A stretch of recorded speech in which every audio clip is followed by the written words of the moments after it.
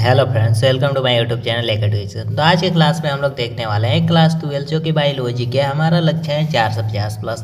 तो हम बायोलॉजी के पूरे बुक का हम मोस्ट इंपॉर्टेंट ऑब्जेक्टिव क्वेश्चन आप लोग को बताने वाले हैं, जिसमें आपको टोटल 150 ऑब्जेक्टिव क्वेश्चन प्रोवाइड किया जाएगा। आज हमारा इसका पार्ट 1 है। डेली इसका क्लास आ रहा है, जल्दी से जल्दी कवर कीजिए। तो ये सभी इंपॉर्टेंट क्वेश्चन है जो कि आपके बोर्ड एग्जाम में पूछा जाएगा। तो वीडियो को काफ़ी ध्यान से देखिए। चैनल पर पहली बार आए तो सब्सक्राइब कर लीजिए। तो चलिए वीडियो को स्टार्ट करते हैं बिना टाइम वेस्ट किए। आप सभी के सामने फर्स्ट क्वेश्चन दिया गया है कि जननांग मस्सा निम्नलिखित में से किसके द्वारा फैलता है। जो जननांग मस्सा होता है वह किसके द्वारा फैलता है। फर्स्ट क्वेश्चन दिया गया है, 4 ऑप्शन आपके सामने। कमेंट बॉक्स में जल्दी जल्दी जवाब देते चलिए। तो जननांग मस्सा जो होता है पैपिलोमा विषाणु के द्वारा फैलता है, जो कि ऑप्शन नंबर 20 का राइट आंसर होगा। चलिए नेक्स्ट क्वेश्चन दिया गया है जो कि निम्नलिखित में से किस पौधे में स्वपरागण होता है। किस पौधे में स्वपरागण होता है हमें बताना है। तो जो स्वपरागण होता है द्विलिंगी में स्वपरागण होता है। किसमें? द्विलिंगी में स्वपरागण होता है, हमेशा याद रखिएगा। ये काफ़ी इंपॉर्टेंट क्वेश्चन है। ये जो क्वेश्चन आपके सामने अभी दिए गए हैं, एड्स होता है। एड्स क्या किसके द्वारा होता है? कवक के द्वारा या विषाणु के द्वारा या हेमोफीलिया के जो है जीवाणु के द्वारा। तो एड्स जो होता है वह विषाणु के द्वारा होता है। काफ़ी इंपॉर्टेंट क्वेश्चन है और इस बार पूछा जाएगा यह क्वेश्चन, तो इसको याद कर लीजिए। एड्स जो होता है वह विषाणु के द्वारा होता है। चलिए नेक्स्ट क्वेश्चन आप सभी के सामने दिए गए हैं, प्रथम स्तनपायी किस युग में दिखाई दिया। प्रथम स्तनपायी जो था वह किस युग में दिखाई दिया। त्रिगेशिक युग में प्रथम स्तनपायी दिखाई दिया था, जो कि ऑप्शन नंबर 20 का राइट आंसर होगा। चलिए नेक्स्ट क्वेश्चन की तरफ चलते हैं। प्रतिबंध एंजाइम की खोज किसने की। प्रतिबंध एंजाइम की खोज किसने की है हमें बताना है। तो प्रतिबंध एंजाइम की खोज स्मिथ एवं नाथन्स ने की। किसने? स्मिथ एवं नाथन्स, जो कि ऑप्शन नंबर 21 का राइट आंसर होगा। चलिए नेक्स्ट क्वेश्चन की तरफ चलते हैं। अगला क्वेश्चन दिए गए हैं, काफ़ी इंपॉर्टेंट क्वेश्चन है कि ऑपेरॉन मॉडल प्रस्तावित किया था। ऑपेरॉन मॉडल को किसने प्रस्तावित किया था? काफ़ी इंपॉर्टेंट क्वेश्चन है। ऑपेरॉन मॉडल को किसने प्रस्तावित किया था? तो जैकब एवं मोनार्ड ने ऑपेरॉन मॉडल को प्रस्तावित किया। किसने किया था? तो जैकब एवं मोनार्ड ने। चलिए नेक्स्ट क्वेश्चन की तरफ चलते हैं। अगला क्वेश्चन दिया गया है कि डीएनए तत्व जिसमें स्थिति परिवर्तन की योग्यता होती है उसे क्या कहते हैं। डीएनए वो तत्व जिसमें स्थिति परिवर्तन की योग्यता होती है उसे हम लोग क्या कहते हैं? तो उसे हम लोग कहते हैं रिकॉन। क्या कहते हैं? रिकॉन कहते हैं। चलिए आगे क्वेश्चन दिए गए हैं कि डीएनए तथा आरएनए समान होते हैं। डीएनए तथा आरएनए दोनों समान होते हैं। तो जब न्यूक्लियोटाइड के बहुलक होने के नाते दोनों समान होते हैं। क्या क्या? तो डीएनए और आरएनए समान होते हैं न्यूक्लियोटाइड के बहुलक होने के नाते। नेक्स्ट क्वेश्चन है, पारिस्थितिक तंत्र में ऊर्जा का प्रवाह आहार श्रृंखला होता है। पारिस्थितिक तंत्र में ऊर्जा का प्रवाह जो आहार श्रृंखला होता है वह क्या होता है? एक दिशीय होता है कि द्विदिशीय होता है कि बहुदिशीय होता है। तो पारिस्थितिक तंत्र में ऊर्जा का जो प्रवाह होता है वह एक दिशीय होता है। क्या होता है? तो एक दिशीय। ऑप्शन नंबर 21 इसका राइट आंसर होगा। चलिए नेक्स्ट क्वेश्चन की तरफ चलते हैं। अगला क्वेश्चन दिया गया है, काफ़ी इंपॉर्टेंट है कि पादपों में एम्फीबिया चाहे उभय स्थानीय किससे संबंधित है। यह किससे संबंधित होता है? तो ब्रायोफाइट से संबंधित होता है। एक क्वेश्चन पहले भी करा चुके हैं, ब्रायोफाइट से संबंधित होता है। चलिए अगला क्वेश्चन दिए गए हैं कि उस श्रेणी के पौधों में निषेचन होता है। उस श्रेणी के जो पौधे होते हैं उसमें कौन सा निषेचन होता है? बाह्य निषेचन होता है या आंतरिक निषेचन होता है या हवा में निषेचन होता है या जल में निषेचन होता है। तो उस श्रेणी के पौधे जो होते हैं उसमें आंतरिक निषेचन होता है। कौन सा निषेचन? तो आंतरिक निषेचन। ऑप्शन नंबर 20 का राइट आंसर होगा। चलिए अगला क्वेश्चन दिया गया है कि दात्र कोशिका अरक्तता प्रदर्शित करता है। दात्र कोशिका जो अरक्तता होता है वह क्या प्रदर्शित करता है? तो सहप्रभाविता प्रदर्शित करता है। सहप्रभाविता। चलिए नेक्स्ट क्वेश्चन की तरफ चलते हैं। इनमें से कौन सा फल कूट फल है? हमें बताना है कौन सा फल है जो कि कूट फल होता है। कूट फल एक क्वेश्चन कई बार करा चुके हैं, जो कि आपको हर चैप्टर का ऑब्जेक्टिव करा रहे थे उसमें भी हुआ है। तो इनमें से कौन सा फल है जो कूट फल होता है? तो सेव जो है यह कूट फल है। क्या है? तो सेव कूट फल होता है। चलिए नेक्स्ट क्वेश्चन दिए गए हैं कि एक ही स्थान पर उपस्थित होने वाले जीन जिनकी विभिन्न अभिव्यक्ति हो उसे क्या कहते हैं? जिनकी विभिन्न अभिव्यक्ति हो उसको हम लोग बहुअलील कहते हैं। क्या कहते हैं? तो बहुअलील कहते हैं। चलिए नेक्स्ट क्वेश्चन दिया गया है कि मलेरिया में मच्छर द्वारा रुधिर निर्मित उत्पाद के ठंड और बुखार दोनों उत्पन्न हो जाता है। जब मलेरिया वाला मच्छर काटता है तो ठंड और बुखार दोनों उत्पन्न हो जाता है। तो उसको हम लोग क्या कहते हैं? तो उसको हम लोग क्या कहते हैं? तो हीमोजोइन कहा जाता है। कहा जाता है हीमोजोइन, जो कि ऑप्शन नंबर सी इसका राइट आंसर होगा। चलिए नेक्स्ट क्वेश्चन दिया गया है कि चींटियों द्वारा परागण को क्या कहते हैं। चींटियों के द्वारा होने वाले परागण को क्या कहा जाता है, तो मर्मीकोफिली कहा जाता है। चींटियों द्वारा होने वाले परागण को मर्मीकोफिली कहा जाता है। चलिए नेक्स्ट क्वेश्चन दिया गया है कि मादा मानव में अंडाशय से अंडों का निकलना क्या कहलाता है। मादा मानव में अंडाशय से अंडों का निकलना क्या कहलाता है, तो अंडों का निकलना जो प्रक्रिया होता है उसे अंडोत्सर्ग कहा जाता है।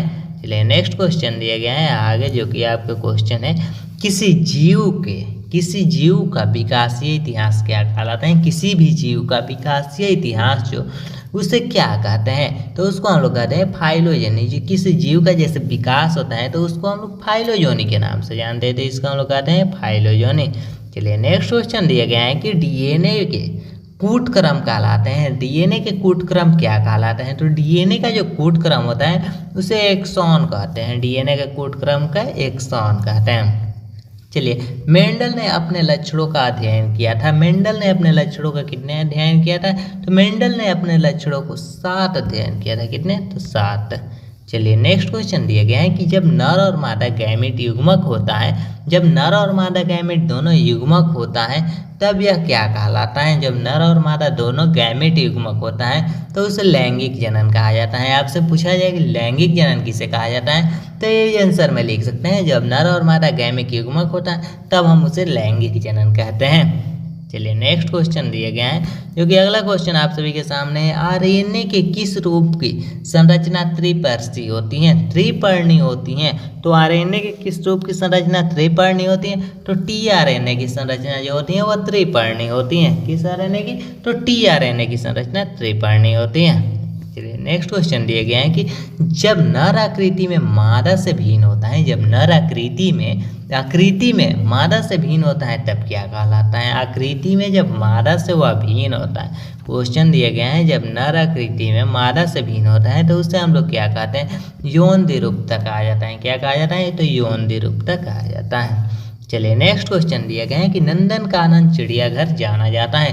नंदनकानन चिड़ियाघर किस नाम से जाना जाता है, तो नंदनकानन चिड़ियाघर सफ़ेद टाइगर के लिए जाना जाता है। किस टाइगर के लिए, तो सफ़ेद टाइगर के लिए नंदनकानन चिड़ियाघर जाना जाता है।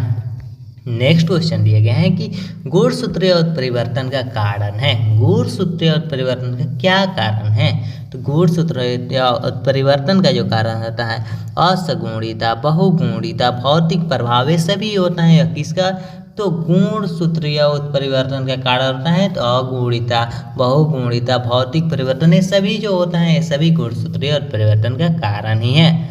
चलिए नेक्स्ट क्वेश्चन की तरफ चलते हैं। अगला क्वेश्चन दिया गया है कि भ्रूणपोष में कितने क्रोमोजोम होते हैं। काफ़ी इंपॉर्टेंट क्वेश्चन है कि भ्रूणपोष में कितने क्रोमोजोम होते हैं, तो भ्रूणपोष में 3n क्रोमोजोम होते हैं। कितने, 3n क्रोमोजोम होते हैं। चलिए नेक्स्ट क्वेश्चन दिया गया है कि भारत में वैश्विक जातीय विविधता का प्रतिशत है। भारत में वैश्विक जातीय विविधता का प्रतिशत कितना है, तो भारत में वैश्विक जातीय विविधता का प्रतिशत जो है वह लगभग 8.1% है। कितना, तो 8.1% है लगभग। चलिए नेक्स्ट क्वेश्चन दिया गया है अनुवांशिकी कूट में कितने कूट होते हैं। अनुवांशिकी कूट में लगभग कितने, अनुवांशिकी कूट में लगभग नहीं, इनमें कंफर्म है कितने कूट होते हैं, तो अनुवांशिकी कूट में 64 कूट होते हैं। कितने, तो 64 कूट होते हैं, 64 कूट होते हैं। चलिए नेक्स्ट क्वेश्चन दिया गया है कि अगला क्वेश्चन आप सभी के लिए काफ़ी इंपॉर्टेंट है, जो कि आप लोगों को बोर्ड एग्जाम में कई बार पूछा गया है। पार्थेनोजेनेसिस किसके द्वारा निर्मित होता है। पार्थेनोजेनेसिस जो होता है वह किसके द्वारा निर्मित होता है, काफ़ी इंपॉर्टेंट क्वेश्चन है। पार्थेनोजेनेसिस किसके द्वारा निर्मित होता है, आवियन के द्वारा। किसके द्वारा, तो आवियन के द्वारा, जो कि ऑप्शन नंबर बी इसका राइट आंसर होगा। चलिए अगला क्वेश्चन दिया गया है कि यूरेसिल जो होता है वह किससे संबंधित है। यूरेसिल किससे संबंधित है, हमें बताना है। यूरेसिल जो है वह किससे संबंधित है, तो यूरेसिल जो होता है आरएनए से संबंधित है कि डीएनए के से संबंधित है, तो डीएनए से संबंधित होता है यूरेसिल। यूरेसिल जब भी पूछा जाए तो ये डीएनए से संबंधित होता है। चलिए संतानोत्पत्ति नियंत्रण का क्या उपाय है, काफ़ी इंपॉर्टेंट क्वेश्चन है। संतानोत्पत्ति नियंत्रण का क्या उपाय है, तो हार्मोनल विधि है, इसका यूज कीजिए, काफ़ी लाभदायक है। चलिए नेक्स्ट क्वेश्चन दिया गया है आपके लिए, निम्नलिखित में से किसमें रंध्र तथा जड़ों का अभाव रहता है? रंध्र और जड़ दोनों का अभाव रहता है।